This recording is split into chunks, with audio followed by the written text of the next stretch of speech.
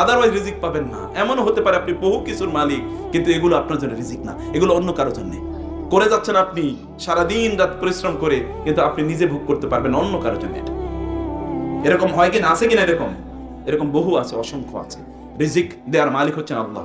আল্লাহ তাআলা এই জন্যই তিনি বলেছেন, কোরআনে তিনি বলেছেন, আমি তো তোমার কাছে রিজিক চাই না, ইন্নাল্লাহু ওয়ার রাজ্জাকু যুল কুওয়াতিল মাতিন। রিজিক দেন কে? আল্লাহ তাআলা। আমি তো তোমার কাছে রিজিক চাই না। হে বান্দারা, লা তাকতুলু আওলাদাকুম খাশিয়াতা ইমলাক নাহনু নারযুকুকুম ওয়া ইয়্যাকুম নাহনু নারযুকুহুম ওয়া ইয়্যাকুম। তোমাদের সন্তানদের রিজিকও আমি দেই, টেনশন করার কোনো কারণ নাই। সন্তান হলে রিজিক দেয় কে? আপনার টেনশন করার কোনো কারণ আছে? সন্তান যিনি দেন তিনি কি রিজিক দেন না? এই জন্য সহিহ বুখারী হাদিসে রাসূলুল্লাহ সাল্লাল্লাহু আলাইহি ওয়াসাল্লাম বললেন, মনে ভালো করে শুনুন, যখন একজন মায়ের সন্তান জন্ম দেওয়ার যখন ইস্যু আসে, তখন আল্লাহ তাআলা এক বিন্দু পানি মায়ের গর্ভের মধ্যে গিয়ে এখানে কি করেন? ওইখানে স্থাপন করে দেন। এক বিন্দু পানি সেখানে স্থাপন করে দেন। তারপর এই পানিটি এটাকে নুতফা আকারে থাকে 40 দিন। সহিহ হাদিসে এসেছে কতদিন? 40 দিন নুতফা আকারে থাকে। নুতফা মানে ড্রপ অফ ওয়াটার, পানি আকারে থাকে। তারপর এটা কি হয়ে যায়? আলাকা।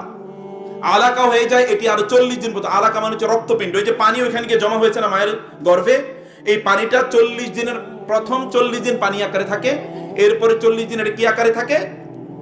আলাকা। আলাকা আলাকা মানে হচ্ছে ব্লাড ক্লট। এখানে যারা কেমিস্ট্রি পড়েছেন আপনারা জানেন, বায়োলজি যারা পড়েছেন তারা জানেন, ব্লাড ক্লট রক্তপিণ্ড, এটা রক্তের মতো হয়। এবং এই জন্য দেখবেন কোন মায়েদের যদি তাদের যদি ধরেন ওই 2-3 মাসে যদি তাদের কোনো অ্যাবর্শন হয়ে যায়, অর্থাৎ যদি তাদের যদি মিসক্যারেজ হয়ে যায়, তখন দেখবেন কেবল রক্ত, ওইখান থেকে একটা রক্তপিণ্ড কেবল বাইর হয়, আর কিছু না, একটা রক্ত। তারপরে কি হচ্ছে? তারপরে এখানে একটা মাংসের টুকরো, মুদগা, মুদগাতান। এরপর আল্লাহ তাআলা এটাকে মুদগা করে দেন, একটা মাংসপিণ্ড। এরপরে কি? সুম্মা জাআলনাহু খালকান আখারা ফাতাবারাকাল্লাহু আহসানুল খালিকিন। এরপরে তার প্রথম গজায় কি বলেন তো? প্রথম কি গজায়? এই যে এটার নাম কি? কান। কান প্রথম গজায়, কান। তার শরীর অঙ্গ প্রত্যঙ্গগুলো এখন ডেভেলপ করতে থাকে। প্রথম যেটা ডেভেলপ করে এটার নাম হলো কান। এই জন্য সন্তান যখন পেটে থাকে তখন মায়েদেরকে কি করতে হয় বলেন তো? কোরআন তেলাওয়াত করতে হয়, কোরআন তেলাওয়াত শুনতে হয়, ভালো কথা বলতে হয়, ভালো কথা শুনতে হয়।